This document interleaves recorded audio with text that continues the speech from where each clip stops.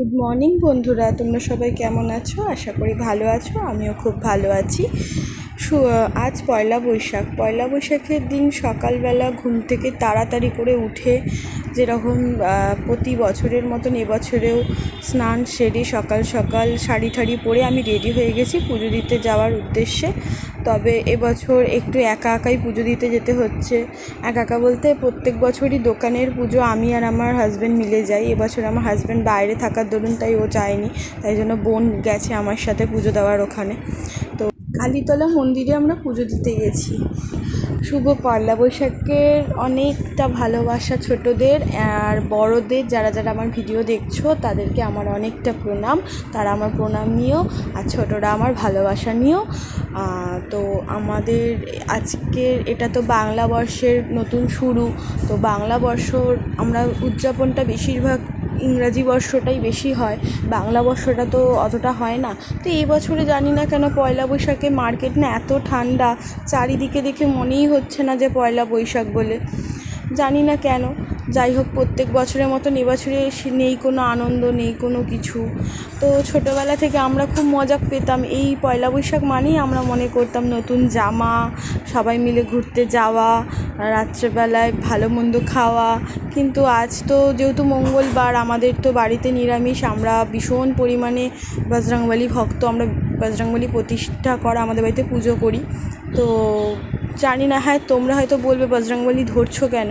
তো আমি মনে করি বজরংবলী আমার যে যেরম হিসাবে তাকে গ্রহণ করবে তিনি তার কাছে সেরম হিসাবেই থাকে।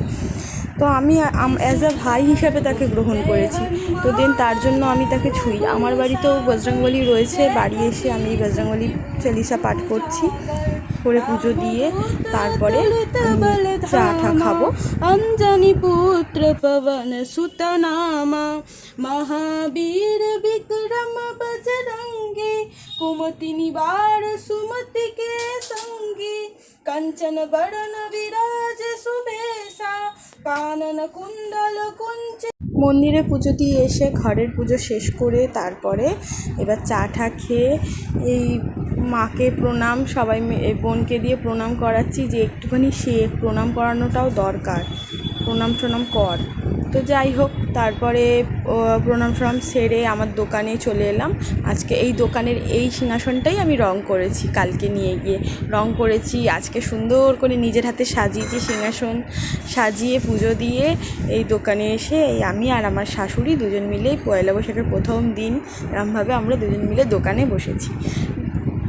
তারপরে তো কিছুক্ষণ দোকান বসার পর দোকান গোছ করে আমরা আবার চলে এলাম। ওই বোন সোনার দোকানে ঢুকলো, ও কি নাকের নেবে বলে ওই নাকের নিল।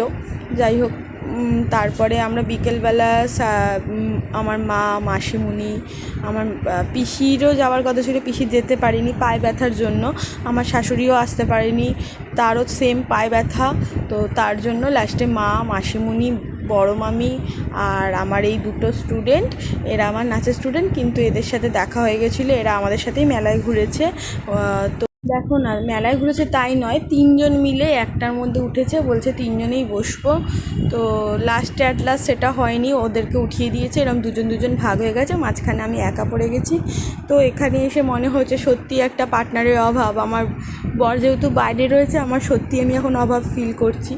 যাই হোক, তারপরে ওখান থেকে নিচে নেমে এসে তো এরকম মেলাতে পুরো ঘুরলাম সবাই মিলে। ভালোই দিনটা কাটলো, নববর্ষের প্রথম দিন খুব সুন্দরভাবে কাটলো। তো thank you watching my video. ভালো লাগলে লাইক, কমেন্ট, শেয়ার করো। টাটা, সবাই ভালো থেকো, সুস্থ থেকো।